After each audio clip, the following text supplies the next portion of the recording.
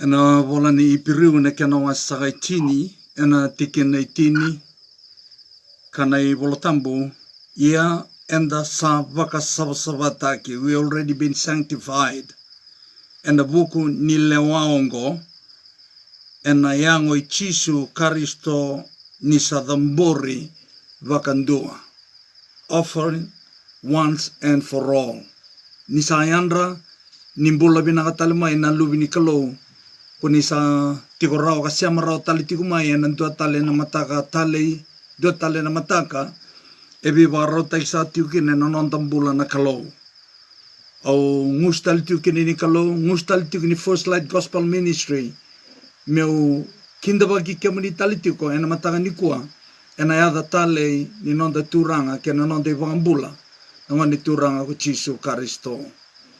Ani berasanga ni iwadanga usa atigo na nonda vingarabi na mataka indai usa sureti kanda ena kuno ndui da banganda ndui barong tiu maikina derasanga ni lolonga na ulunda dan garaba na kalo ena dona masu da masamanda tamai kema misaka mai loma langi na kalo lebu na kalo ndolo loma na kalo ndono munuro kobi na kalo talangai kili munundo kai. Belate ni o kiamani ndondua sanga na kalau kasenga tale ndua. Nubangan dina tagi kiamani ni o kiamani na kalau ka kalau ndololoma. Ena daga ni be mbuli ena numuni mbuli ke mami mana kubuni so mante. Nudi ngubi ke mami me mami kambula tu me dobati ko mai na mataka indai. O kiamani sa katalanga nua taleva lesu mai na buru nua be mbuli kina. Munu mai garaba na daga ni be bangambulai. Kanua mantikina na dalana mai kalibari. Ni mami kalau endo ndonu dina munuro kobi ka kili munundo kai. Kemani sa katalanga nube sotabi, nube maroroi bolitu na ne mami mbula, na me mami, na kei mami, na ne mami sulu, na mami tango maki, mana mate dai yado tiko viti na ngau dai. Ni mami karoni na lingamu ni loloma, kalau bako na dalana mai kalibari. Ena maroi ke mami bolitiku mai, mea dhobati mai na matanga indai ke ni mami ndui mata vale. Ndusia bare takatiku vike mami na langi na rokobi ke nantokai endo donu me nomani dondoanga. Ke mani sa katalanga nusule tiku vike mami na inui ni ndona singa nuna talevi ke mami lesu tale mai. Munu mai kauti ke mami kabangan dei takatiku vike mami ni senga ni dhaba ni mbula kwa ke mami mbula tiu ke na indai na buruburungo na mbulongo ena ndona singa na oti. Nuna lago mai, munu mai kauti ke mami, neke mami leki mbola, pata ke kemuni, o ke mami ke na ni mami ndui mata vale, ena dona burubura, sangki na tangi na oda na rarawa, na vutungo, ke na nui ngawa. Mewakai nui ngawa tu ke no burubura, ena dombul mantanga na mate, e avalati burubura, tawo tu ke no burubura, ena ngawa nendai, tawo na vito sa ke na loma ni madawa, ni mami kalau, e bakan deita tiko peke mami ni buruburungo e senga ni burubura mi ke mami bakan nui kina ni mami kalau ena matanga indai ki mami lau tala mai peke mani ka watu sai ke mami sa tiko ni ke mami tamata mbale ke mami tamata i bala da ni alu binana kalau ni bosoch ke mami ke ni mami mata bo bale ka ba sabata ke mami mana nomuni ndra na nomuni bosa warotale mi ke mami na vio sai kina ena matanga indai ke mami sa krea na yalo tambo nang gasi ni buli ni no mani bosa mena mai tumberi ke mami ka babuli di ke mami enan dena ke na rarama e tiko ena no mani bosa kera talanga na yalo tambo ena ke na vagarota ke na ngele ni lo mai ke mami bete bunga na ngauna santo talei santo rongo vinaka na kaki mem rongoda ka santo unrendre me teiva ke me vua katumbo ena ni mami bola amastu gina turanga ni yalo vinanga na kalau na yalo tambo e varota ki bawi nakakina na lomai ke mami. Ni mami kalau vinaka baka lebu saraturanga na nomani loloma. Na lebu kalibari, vinabo lebu na ni mami mata bo bale. Vinabo lebu randambe ka varong tiku mai na matanga indai. Na mas tiku turanga, nirna di ngobi, nirna baka longa tataki. Ene tuku ki mami na biyo sei kina na matanga indai. Vinabo lebu saraturanga na misaronga da ni mami masu, chisona isoro, na ni mami vangambola. Emeni Jisu. Nanonda iulutanga na mata sa tale indai e ka koto baungo na kia na rorongo. Sabbath is a sign of sanctification. Yana nonda ulutanga ena matakatale indendai sign of sanctification. Sabbath is a sign of sanctification. Na singatambo e pakatakilikila ni nonda vakatambui se nonda vaka sava tanki. Nonda lesoni ena vole ni lakoa ni na kena wase tolu sanga vulkandua na tiki 19 katolu. Kana tiki nungo, you shall keep my Sabbath. Komendongo ipakatambue na nungu singa ni pakatidengu. For this is a sign between me and you. Ise kongo na nungu ipakatakilikila. Ena kenda rumaliwa. Oyau vata kei kemuni. Throughout your generation. Ena nomu vei tambatamata kedenga. Kana tiki nungo. That you may know, underline taga oya.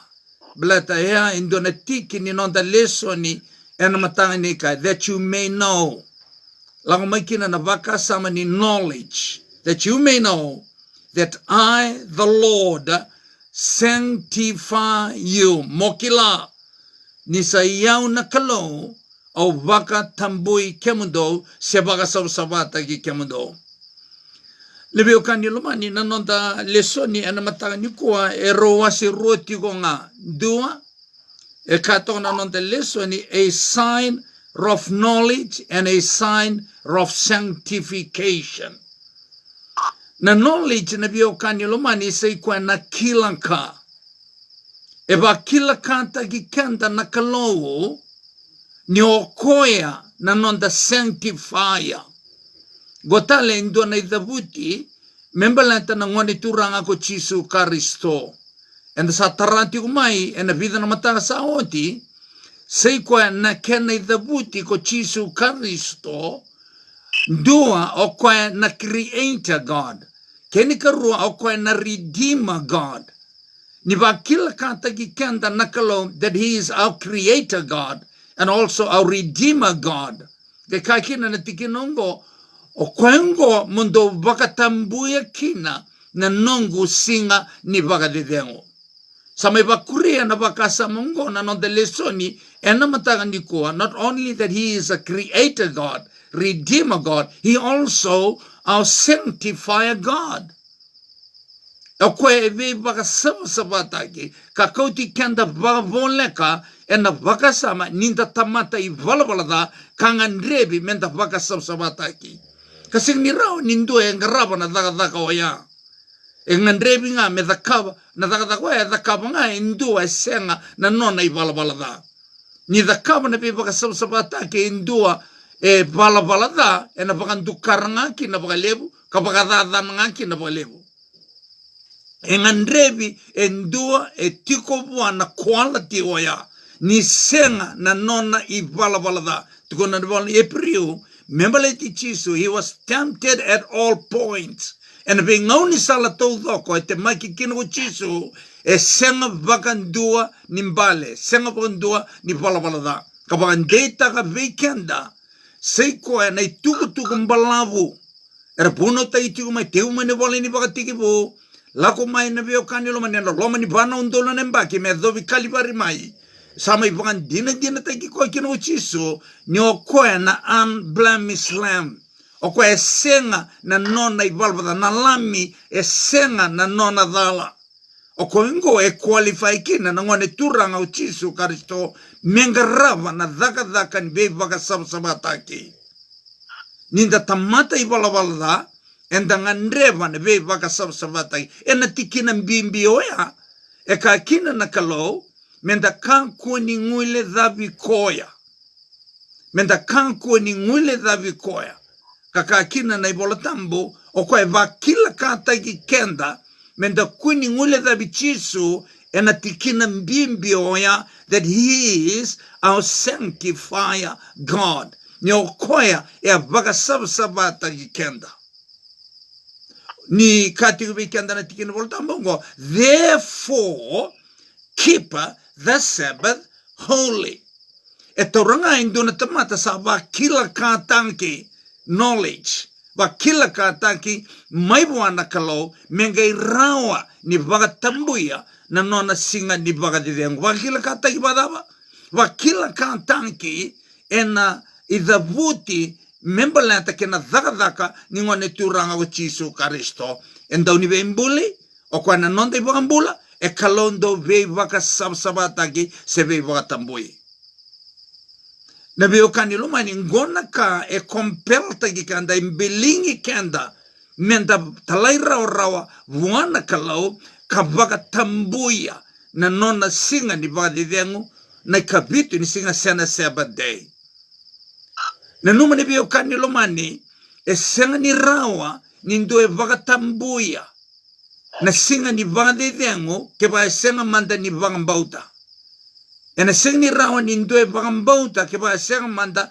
na kilaka se me va kilaka tagi kwa na kalau knowledge of God na matei ni kambimbi na nomu va kilaka tanki na keni karua kona vaka mbauta na kako va kilaka tagi kina pata na kene ka tolu kona talai rawa kina kako sa vaka mbauta e tolu na vewe kani ndina waya na vewe kani lomani me matanta keba na senga ni matanta na vewe kani lomani na senga tunga ni matanta no nonda vaka bulida na ibola tambo se nona vitumberi ena nonda mbula na yalo tambo ena vuna e kati kine vikenda na nonda lesoni ena matangani kwa ronga da maulika na ka endisia toka na lesoni. The concept of the Sabbath as a sign na baganana no membeleta na singini pagatide ngoko endo na ibagatakila yo a visible a reirai a external a rambailebo an eternal sign ka tawa mundu talanga na ibagatakila na singini pagatide ngo yo between God and his people na kalau bateke ira na nona tamata o kenda enda nona tamata na kalau ena bugini bosni yalala maibe ya parama kamai bagan data kanan rata le ni ngoni turang o Chisu Karisto no bosni yala ya ena runondol nembek sawati ena dela na mai kalibari alam no bosni yala ni o kenda enda nona na kalau o kenda enda luvena na kalau ni ulika na boli madi wasendua na tikine rusa nga vulkandua me baka data ka tali verona biutini Joseph K. Mary na kalau ka kavera reida en na sude endo na ngone na dhana ko Chisu o kwengo en na kauta tani na non rai vala da na nona tamata na non da kalau the people of God e senga ni mai kauta lebi na iwala da mendangai people of God no e mai kauta lebi ngona na nonda iwala da in the reason ni o kenda and the nona tamata na kalom e ando ne tike ni vola tambo e bakana e loka nindelio na madi wase indua tike ne rosa nga vulkandua e anabi o kanilo mani na nona vosa ni yala na kalom belete ni mbuli kenda belete ni vagambula kenda ike belate ni sanctified tagi kenda and the nona kina na kalau and a Christ object lesson wana ulika na ivoloya una reida ni ba sine titu na ivoloya and the nona bagan data tiko vi kenda na kalau no kenda and the property ni kalau by creation and by redemption we are God's property. Dinangan in the language in the sese, dinangan in the beauty na kalau we may seek another savior, another God. But we still God's property. Kangan revo ko kwa me ba sukai kenda lesu tale mai nyo kenda enda nona yau kenda enda tau kendi mai wana kalau. Ya me matata tau manta na vio kani lomani. Ena vuna na vio kani lomani na ivagata kila. Ni o kenda enda nona na kalau sei kwa na singa ni vaka dedengo. Iu iranga.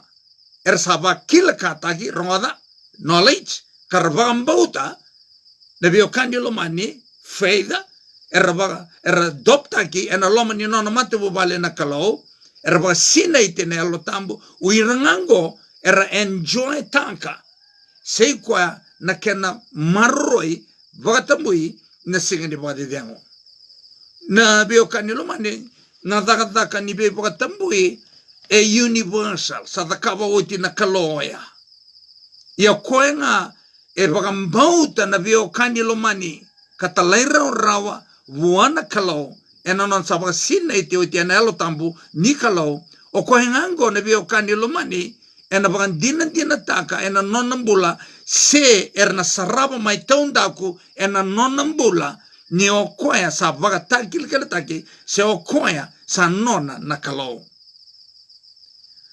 E matata talanga kine ke na bio kanilo mani na rua ni asa nindina and then do vital no takati umay na objective theological truth ke na subjective theological truth. Rongo ro taka rurua ni kalau. And sa sanctified tagi woti e na nonda vaga boi e na nonda itovo na bio kanilo mani e na veisinga e daga talanga ni kalau. E na daga ni alotambo e na nonda mbula. E na dona statement e toka na numule soni. Kato na statement ngo na ron pepa ndo tolu. Thus sebad. Kato na statement ngo righteousness or justification. Toka na bracket waya. And sanctification are both activities of God. Rurua na justification, kena sanctification, kena glorification, e daga todo ni kalau. O iko on dingin nga na bio kanilo mani ki na kasa da kaba o ti kabak e na kai ba kila kata kiko kina na kalau. O iko mabang bauta ramanda wea. Na daga ni justification, sanctification, glorification sa vakaba oti ena nondambula na kalau. Sa vonga me impactanki ena nondambula. Sa vonga menda marutaka ena nondambula se menda vakila. Na daga kede sa vakaba oti tu na kalau ena nondambula. Menda impactanka ena nondambula. Ia nangai raunga na bio kanilo mani ke o vangambauta na kasava kila kata ki kokina na kalau. Ni ona reida na bio kanilo mani na leso ni ndapaka ulikati ko na loma ni madha ungo na singa tambo e vaka kila ni nona daga na kalau ni o kwa na ndawimbuli kwa na nonde vambula. Matanga ni kuwa sama iba kuria na nonde leso ni na singa tambo e vaka kila nindo e vagambauta. Ne vagatakil ki nindo e vagambauta se ndo sa di ngoma e na nonambula se kwa ni kalongo o kwa engraba na daga ni be vagasabsabata ki. O nutanga ni kuni na ranito roya e na mataga ni kuwa. Sabi ka obia kauti kanda wala nga e na mataga ni kuwa kinando na tikina e na ibolatambo. Solti ko bekianda kau kinda bagi kianda kina na matanga ni kuwa. Yenda sapa ka saba tanki ena vuku ni lewa ongo his will. Ke kana tikin go ena yango ichisu karisto ni sadambori vaka dua. Kani volotambo ya. Sadambori vaka dua once for all. Maulika na kena vaka ndia wapertania. By that will, na damana will, na loma ni kalau, we have been sanctified. Sa past tense oya. Na daga ni pakantambo isoro, me da kabo chisu karisto, en delana may kalibari, en da sa vaka sabata gikina. Mana nonda I vala da, kedanga our past, our present, and our future sins. Serata lindo na kaya baka sabsabata ikanda. Nan rata le indundo nga ni wane turanga ko Chisu Karisto. E kaso muna tikenongo. By that will, we have been sanctified through the offering of the body of Jesus Christ once for all. E dhambori nga pangandua. Na inaki ni kana dhambori oya say kwa menda vaka sabsabata ikikira. Anabuna, inda bulida tiko na nonda leso ni na mataga ni kwa ni kalongo se o chiso na nonda kalongo ko chisu o koe na nonda sanctifier. Ramada maulika na mbote ni nomuleso in saraira.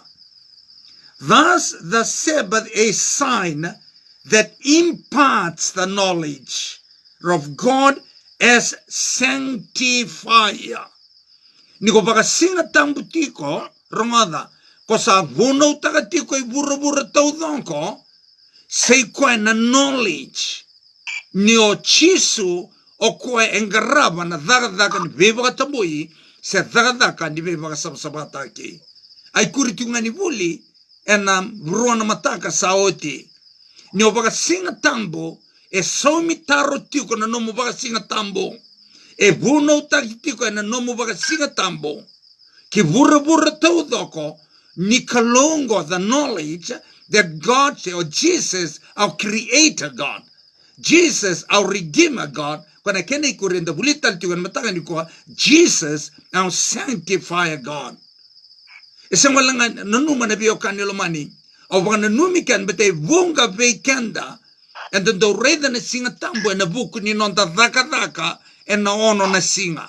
Senga, na singa tambo na biyo kanilo mani doesn't commemorate our 6 days works. Senga. O koe commemorate taka, se koe na ono na singa, ni nona dhaka na kalou.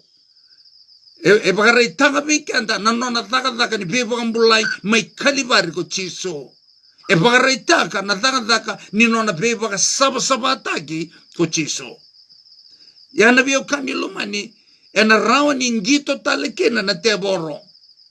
Berarti leuna ngauna nonanta emphasis ni singa tambu enda baka singa tambu belata ninda baka dengu mena nonta dhaka.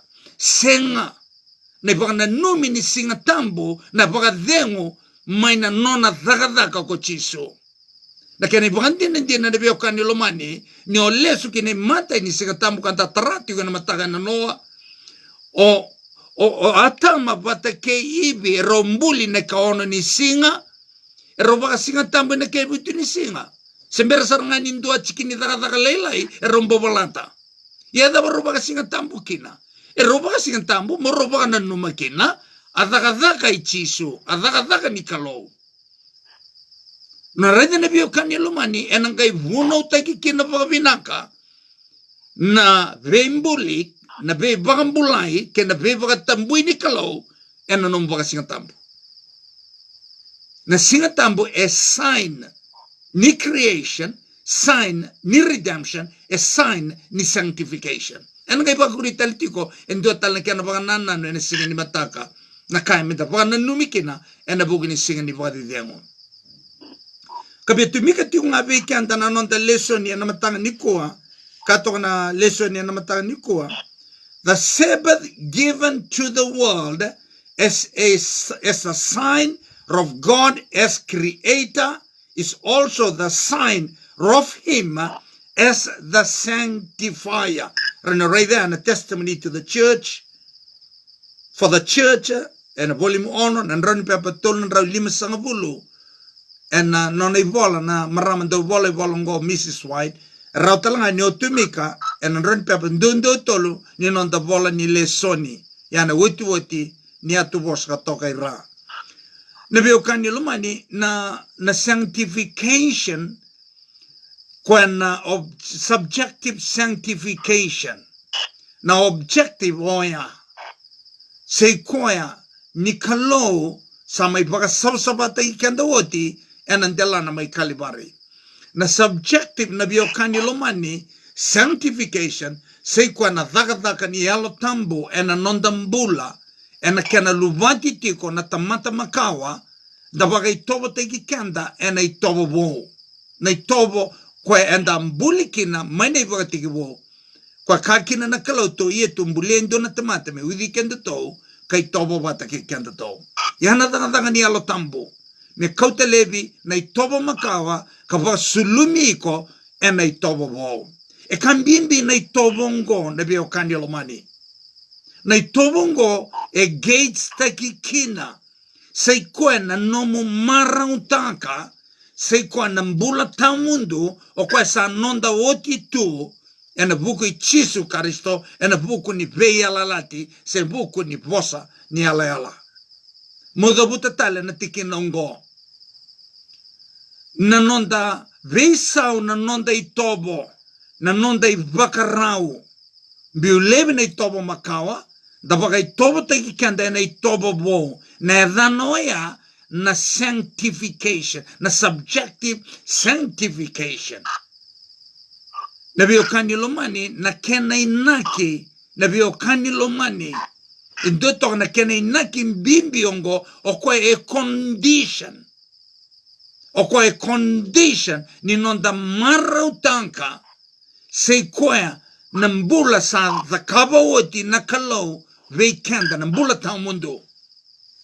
Kapaka indua e senga ni veisa na nona itobo, biu lebe na tobo makawa, lako maina itobo bo, ena senga ni marautaka, ena senga talanga ni na marautaka, seikwa na singa na lesuma ikina kuchisu, se marautaka na bola tamundo.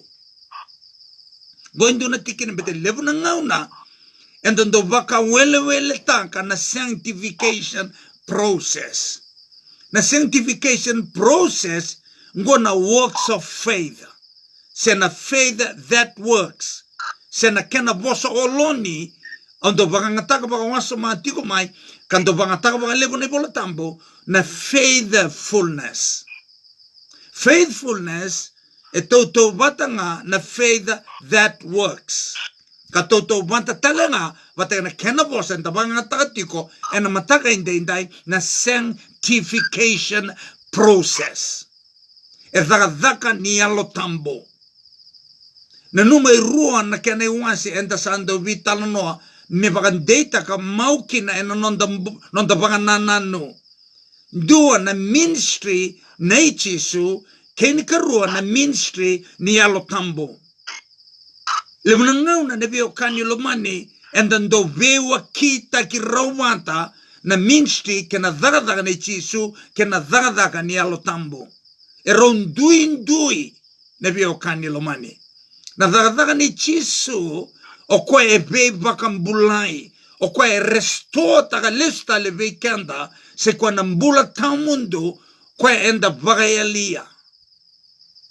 Na biokani lomani na dhagadaga ni alo tambo se kwa na kena vagaitobo taki veikanda se kwa na itobo nimbula tamundo the image of God o kwa enda vagayalia enda vuku ni balabala Erondui na biokani lomani. Na kaya the cover chiso, it is our title to heaven. Na kaya the cover na yalo tambu, it is our fitness to heaven.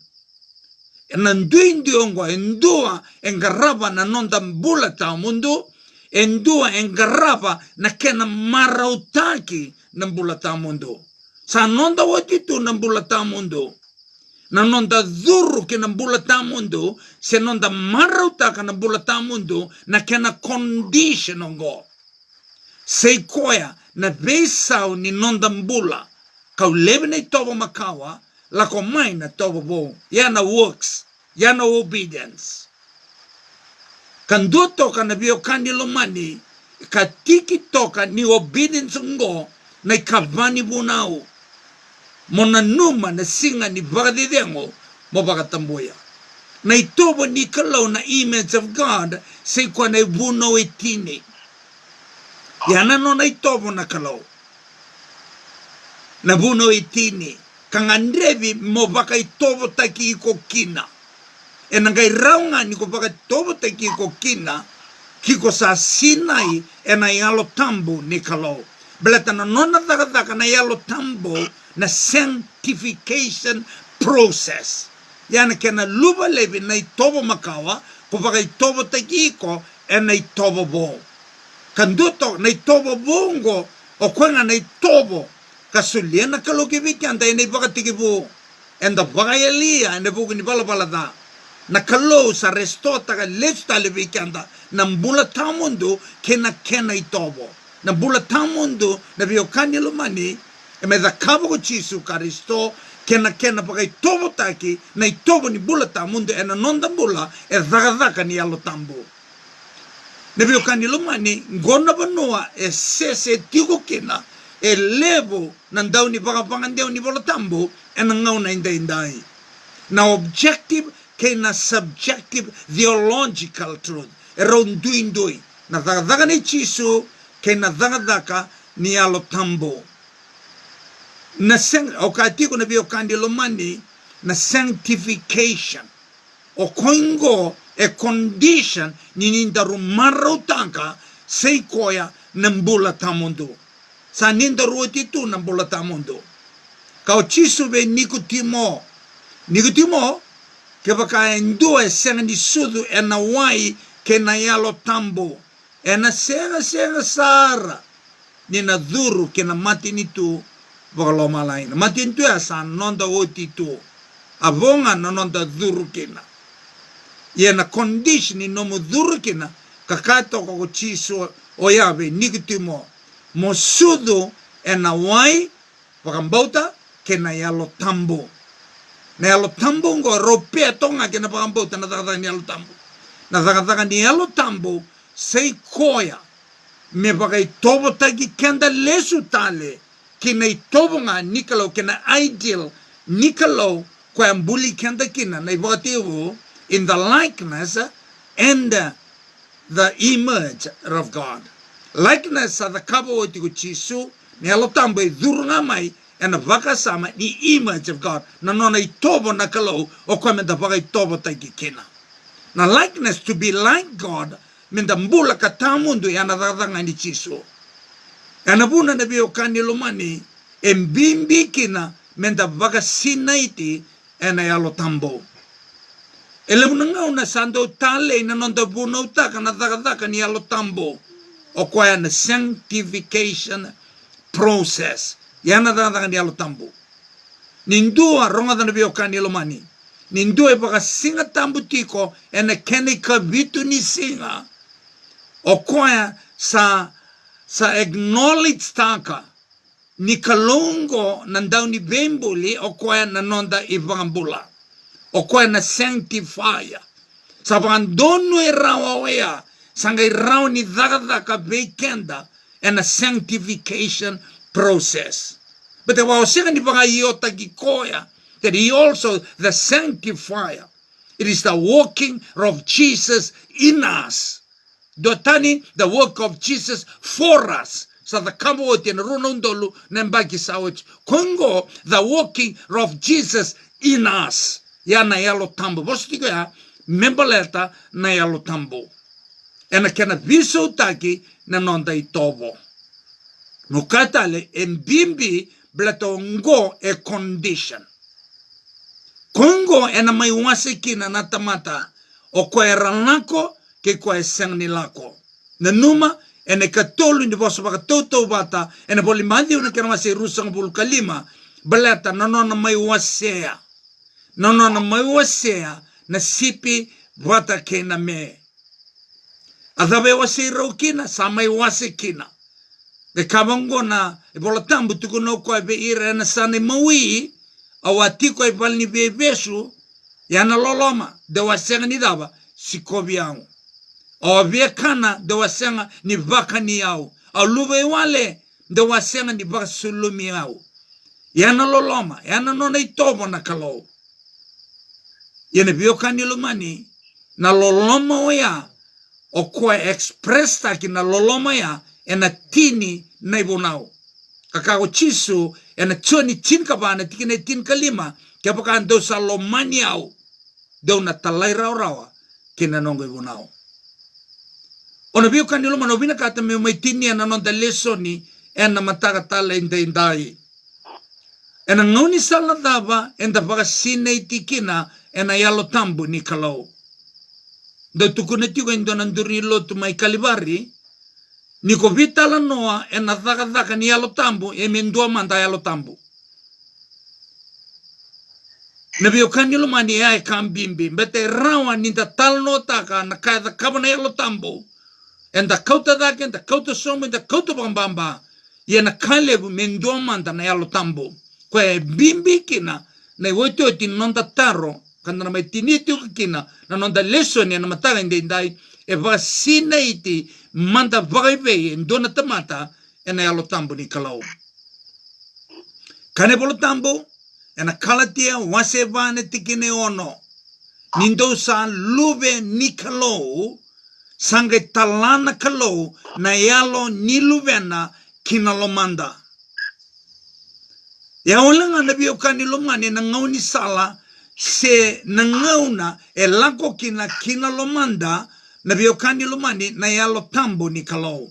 Na ngauna dava na ngauna nga enda sa luve kina ni kalau. Kaya enda senga ni luve ni kalau vice versa taka na tikini bola tambo ya. Ena senga ni tala na yalo tambo kinalomanda. Kwa kambimbi kina menda luve ni kalau. Taro. Enda luve ni kalau vagaive. Matani choni wase lima tikina indua. Yeke baka enda sa vagandinata. Nyo chisu na karisito. Sabak sudumi kenda na kalau. Vice versa taka. Ena seni rawa ni baka sudumi kenda na kalau. Kaya baka enda senga ni vagandinata nyo chisu na karisito. Chisu na karisito e lako mai ena baka sama nyo chisu na Mesaya. Berarti na Kristo na kaya na bangandeo bakiriki na Christos. Na kaya imbelembale Messiah. The Savior of the world. Oiko mo bagambauta, mo bagandinata nyo chisu na kaya medakaba ena delana mai kalibari. He is our Redeemer God. He is our Creator God. He is our Sanctifier God. Kaya bagambauta na biyo kanyo ngaya. Kati una tikini bola tambuya. Baka sudumi iko na kalau. Nangon nga baka sudumi iko kin na kalau. E talasara na yalo nilubena kinolomanda.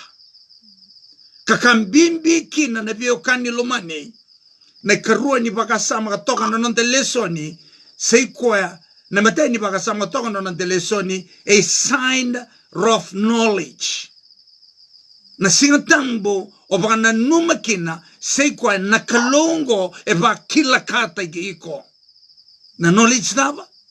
Seikoya na baka kila kata iko mokila ni koya na Creator God o koya na Redeemer God o koya na Sanctifier God. Ni o baka mboto ya na knowledge oya. Ni o baka mboto oya. Na biyo kanyo lumandi e baka sudumi. And a moment nga oya. In the same moment e baka sudumi ko na kalau. And ano nga baka sudumi po kina. At that same moment e baka sinaiti ko kina na kalau. And alo tambo. No me rua. Sudi ana baka mboto ya. Sudi ana ya lo tambo. Kalatia wase vati kine ono. Sudi ana lo tambo. Matanchon wase lima tikine ndua. Sudu ana baka mboto. E rua na sudu. Gome matata. Endua na matay ni sudu. E refer ke na ministry na ichisu. Na karuni sudu. E refer ke na ministry ni alo tambo. Rona rongo mendo matata tiko. E na benga una tau doko. E me baka matata tako chisu ve nikitumo. Kau chisu be nikutumo ke baka ko sengani sudu ena wai ana ministry na chisu ke na yalo tambo ko na sengani duru ke na mantini tu baka lo malangi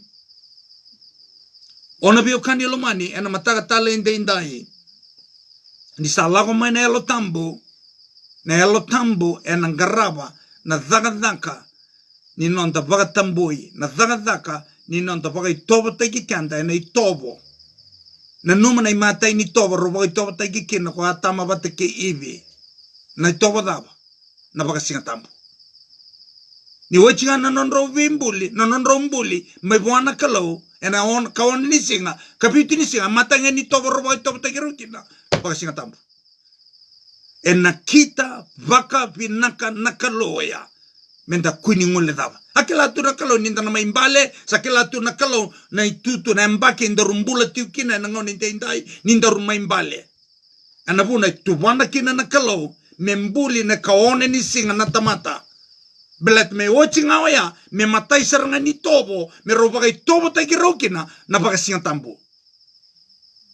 Au nuita na bio kani lomani ni na bukei kanda na baka samongo na lesson ni ndorutumike tiko na mataga ni kwa sanctification e daga ni alo tambo menda baka li sui lesunga kina original menda baka li sui lesunga kina primitive knowledge nini londa e baka tobota ki na tamata kina ideal na creation ideal kwa enda mbuli kina mane baka tikebo kwa ndoto na tikina bimbi waya na matai ni tobo e baka tobo teki kwa kina kwa atama bate keivi e roba singa tambo na biokani lo mani na tale ni mbulo ya e binakata kuchisu lo koba listal me uchisu menda mai baka tobo teki kina o kwa na kena legal todo e mai da kabo kuchisu e nandela na mai kalivare sanga lago mai kako sa lago dake un talama ne alo tambo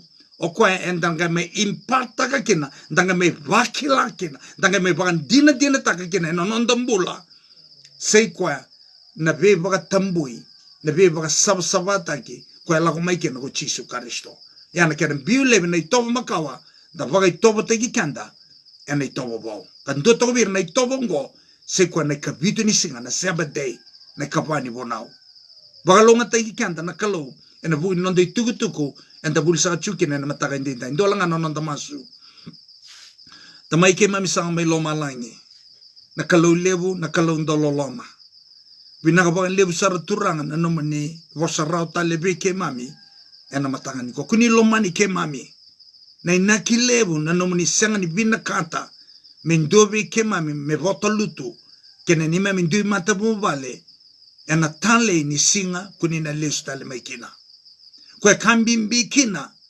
mekime mkuni varorongo kiboa endua ebe sanga na nona vangana nanu kena kai kana nomuni vosa ke kako tala endua na kai bedalati kena nomuni vosa ye mkuni rongo di ko tala me rongo di ngana nomuni vosa ke bedalati na kai ko tua ke ita ke ina me na kai kana nomuni vosa kuni viva ungeti tiko na matanga ni kuwa membiu baka tiki karoka ko take na yeme baka botinga na nomani bosa bleto kongo e condition ni nima na marau taka kina o kema mi kina ni matabu vale na marau ni singa kuni na lestal mai kina neki me na mai lako bata ke kemone ke baka kime varongo tondonga kina nomani bosa bina vale busara turanga na delana mai kalivare na nomani alo tambo bina boleh burna lube muni yaran tambe ko barong tiu mai na mataga ndai mas tigo turanga ni kemena dingovi kemena bangalonga ta ki watoto wata na rara mani no muni bosa tisu nei soro nene mami bambula emeni tisu obambo tani da bini bina katanga na kalo na mataga ni ko PTL praise the Lord ena no na rao ni mai bosa tale bagan dondo weekenda ena mataga ni ko nusa pa binibina nga tagital tunga na lubi ni kalo kuni barorong ti kumay na matagan din tayo na taon daw ko kay viti kay na nonda bunolo maning go viti nusa baga binibina nga tayo bikem ni na sema online ti kumay na telefoni nando na sing sana uti na nonda semati kanda ti ko na telefoni na nonda semati kanda ti ko na face light na first light gospel ministry page se na bata ni volamata nando na sing sana uti ko katiu kina na bio kanyo na voltam sa karao tuoya ya na bio kanyo lomani ni se tiko ni se sembera ni lockdown na bosa nikalo endau maka mo kanarao kana kalo wana tamatin kalo laicha kanarao belati ni mbalabu tiko na lako na lako kinu na taka ne wakolo akane balarao madikwa belati na kauko ni kana ko na kana kina na toriko ene lako na lako kinu gori onitanga na bio kani lomani ni na bukei kanda tiko na kalau o sa ngustiu kini ni kalau ngustiu kini First Light Gospel Ministry meu baka binibina ta ki kemuni ena no muni baka yo takatal na kalau me bostali vi kemuni bostala nga beau ena matanga ni koa e madova na matanga ni mataka ni mode ni baka dengo ni kalau ngata sa chiko